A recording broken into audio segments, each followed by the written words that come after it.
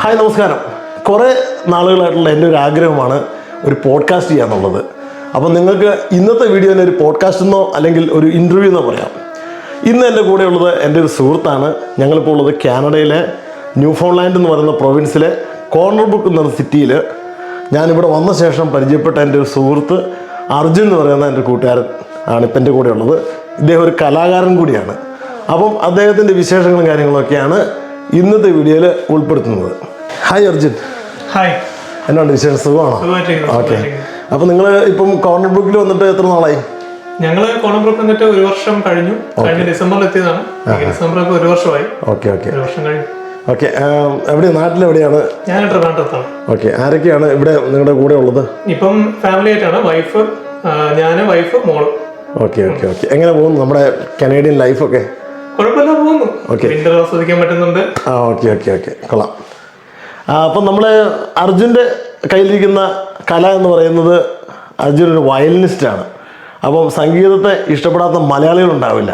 അർജുൻ്റെ violin play ചെയ്ത് നമുക്കൊന്ന് കേട്ടാലോ. അപ്പോൾ അർജുൻ നമുക്ക് വേണ്ടി ഇന്ന് ശ്രീരാഗമോ തേടുന്നു നീ എന്ന് പറയുന്ന ഫേമസ് ആയിട്ടുള്ള പാട്ടിൻ്റെ ഒരു വയലിൻ വെർഷൻ പ്ലേ ചെയ്യാൻ പോകണം. നമുക്കത് കേട്ട് നോക്കാം.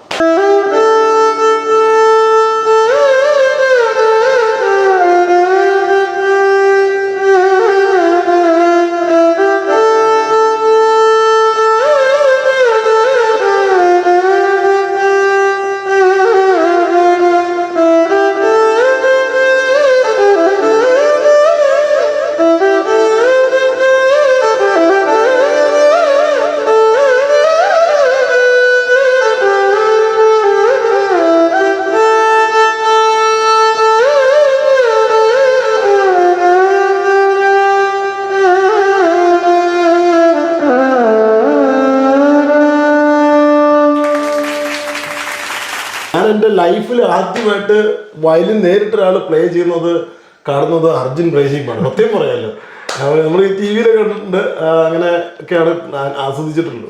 അപ്പോൾ എനിക്ക് അങ്ങനെ ഒരു ഭാഗ്യമാണ് കിട്ടി. നേരിട്ട് ഇത് പ്ലേ ചെയ്യുന്നതും ഇതിൻ്റെ കാര്യങ്ങളൊക്കെ കൂടുതൽ മനസ്സിലാക്കാൻ പറ്റി. അപ്പോൾ എങ്ങനെയാണ് നമ്മുടെ ഈ വയലിനിസ്റ്റായിട്ട് ഉള്ള ജീവിതം തുടങ്ങുന്നത്? എപ്പോഴാണ്, ഏത് വർഷം മുതലാണ് നമ്മൾ ഈ ഫീൽഡിലേക്ക് വരുന്നതെന്ന് പറയാമോ? ഞാൻ വയലിൻ പഠിച്ച് സ്റ്റാർട്ട് ചെയ്തത് 7th സ്റ്റാൻഡേർഡ് മുതലാണ്. എൻ്റെ ഗുരുനാഥൻ ഈശ്വരവർമ്മ എന്ന സാറാണ്. അപ്പോൾ സാറിന് അവിടെയാണ് ഞാൻ ആദ്യമായിട്ട് വയലിൻ പഠിക്കാൻ പോയത്. സാറ് സംഗീത കോളേജിലെ അസിസ്റ്റന്റ് പ്രൊഫസർ ആയിരുന്നു, ട്രിവാൻഡ്രം സ്വാതി നാൾ സംഗീത കോളേജിലെ. അപ്പം അങ്ങനെ വയലിൻ്റെ ഒരു ഇഷ്ടം എനിക്ക് അന്ന് തോന്നി. അങ്ങനെ ഞാൻ ഫസ്റ്റായിട്ട് സ്റ്റാർട്ട് ചെയ്തതാണ് വയലിൻ്റെ. അപ്പം നമ്മൾ ഈ കലാപരമായ കാര്യങ്ങളിലേക്ക് വരുമ്പോൾ നമ്മുടെ വീട്ടിൽ നിന്നുള്ള പ്രോത്സാഹനങ്ങളും വളരെ പ്രധാനപ്പെട്ടതാണല്ലോ. തീർച്ചയായും. എങ്ങനെയാണ് നമ്മുടെ വീട്ടിൽ നിന്നുള്ള സപ്പോർട്ട് എങ്ങനെയുണ്ടായിരുന്നു? വീട്ടിൽ നല്ല അധികം സപ്പോർട്ടായിരുന്നു. ഞാൻ 2nd സ്റ്റാൻഡേർഡിൽ പഠിക്കുന്ന സമയം മുതൽ പാട്ട് പാടുമായിരുന്നു. അപ്പോൾ ആദ്യമായിട്ട് ഞാൻ പാട്ടാണ് പഠിച്ചു തുടങ്ങിയത്. അപ്പോൾ ആദ്യമായിട്ട് എൻ്റെ ഗുരുനാഥൻ ലക്ഷ്മി എന്ന ടീച്ചറായിരുന്നു. അതിനുശേഷം എൻ്റെ ഗുരുനാഥൻ ഓമനക്കുട്ടി ടീച്ചറായിരുന്നു. അപ്പം ഞാൻ പാട്ട് പഠിച്ച് തുടങ്ങി. എനിക്ക് ആ ഒരു ഇൻട്രസ്റ്റ് ഉണ്ടെന്ന് തോന്നിയപ്പോഴത്തേക്കും എന്നെ പാട്ടിലോട്ട്, കലാവാസനയിലോട്ട് വീട്ടുകാർ സപ്പോർട്ട് ചെയ്യുകയാണ് ചെയ്തത്. അപ്പൊ അവിടുന്ന് ഞാൻ എൻ്റെതായിട്ടുള്ളതിനകത്ത് അപ്പം ഈ പാട്ടാണ് ആക്ച്വലി നമ്മൾ തുടങ്ങുന്നതല്ലേ? വയലിലേക്ക് പിന്നീടാണ് വരുന്നത്. ഓരോരുത്തർക്കും ഓരോ ഇതാണ്. ഞാൻ തുടങ്ങിയത് പാട്ടിലാണ് ആദ്യം തുടങ്ങിയത്. അപ്പൊ എനിക്ക് ബേസ് ഉള്ളത് കൊണ്ട് പിന്നെ വയലിൻ കൂടി പഠിക്കണം അല്ലേ? അതെ അതെ. അങ്ങനെ വയലിൻ നമ്മളിപ്പോ മെയിൻ സ്ട്രീം ആക്കി. ഇപ്പൊ വയലിൻ മെയിൻ സ്ട്രീം ആയി പോയി. അപ്പൊ നമ്മുടെ ബാലഭാസ്കർ എന്ന് പറയുന്ന കലാകാരന്റെ ഒക്കെ നാട്ടുകാരനാണ് നിങ്ങൾ? അതെ അതെ, തീർച്ചയായും. ഈ ബാലഭാസ്കറിനെ കണ്ടിട്ടുണ്ടോ? ബാലുചേട്ടനെ എനിക്കറിയാം. ബാലുചേട്ടനെ എനിക്കറിയാം. ഞങ്ങള് ബാലുചേട്ടൻ്റെ സ്റ്റുഡിയോയിൽ ചെറിയ കോറസ് കവറൊക്കെ റെക്കോർഡ് ചെയ്യാനായിട്ട് ഞാൻ പോയിട്ടുണ്ടായിരുന്നു. പേഴ്സണലായിട്ട് അറിയാം ബാലുചേട്ടനെ എനിക്ക് നന്നായിട്ടറിയാം. പിന്നെ അദ്ദേഹത്തിന് ഒരു വയലിനിസ്റ്റ് ആണെന്നൊക്കെ പറഞ്ഞപ്പോൾ നമ്മളോടുള്ള അപ്രോച്ച് എങ്ങനെയായിരുന്നു? പുള്ളി ഭയങ്കര കൂളാണ്. പുള്ളി എന്ന് വെച്ചാൽ ഭയങ്കര നല്ലൊരു മനുഷ്യനാണ്. പിന്നെ പ്രാക്ടീസ് വയലിൻ മേഖലയിൽ പുള്ളിയുടെ കലാകാരമായിട്ട് പോകുമ്പോഴത്തേക്കും പുള്ളിയുടെ ഒരു ഇതെന്ന് പറയുന്നത്, പുള്ളി ആകെ ഒരു ഭയങ്കരമായിട്ട് മാറുന്ന ഒരാളാണ്. വേറൊന്നുമല്ല, പുള്ളിയുടെ വയലിൻ പ്രൊഫഷൻ അല്ലെങ്കിൽ പ്രാക്ടീസ് അതിനകത്ത് ഭയങ്കര ഡെഡിക്കേഷൻ ആയിരിക്കും പുള്ളി. അപ്പൊ നമുക്ക് അവിടെ ഒന്നും നടക്കുന്നില്ല.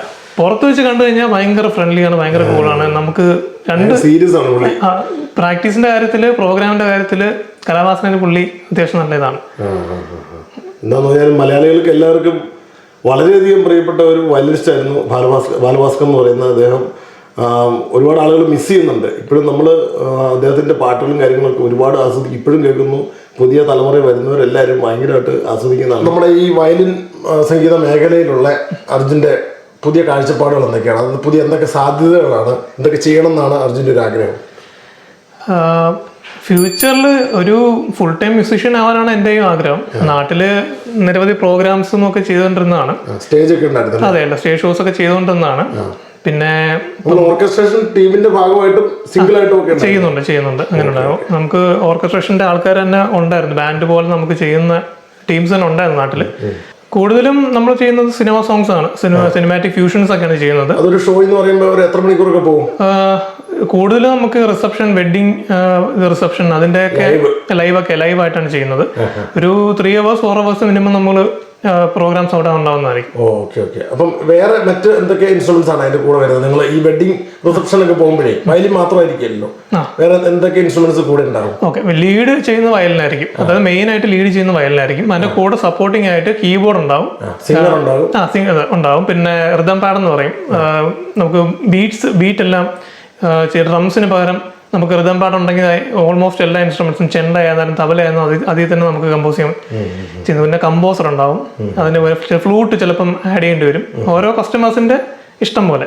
നാട്ടിലാണ് ശരിക്കും വൈബ്. നാട്ടിലാണ് കുറച്ചുകൂടെ ഇവിടെ എന്തെങ്കിലുമൊക്കെ ഫംഗ്ഷൻസ് ഉണ്ടല്ലോ നാട്ടിലാണെങ്കിൽ. സംഗീതപ്രേമി ആയതുകൊണ്ട് സ്വന്തമായിട്ട് യൂട്യൂബ് ചാനലോ ഇൻസ്റ്റാഗ്രാം പേജോ ഒക്കെ ഉണ്ടോ? എനിക്ക് യൂട്യൂബ് ചാനലുണ്ട്, ഇൻസ്റ്റാഗ്രാം പേജ് ഉണ്ട്, ഫേസ്ബുക്കും. യൂട്യൂബിൽ എങ്ങനെയാണ് അർജുനെ സെർച്ച് ചെയ്യേണ്ടത്?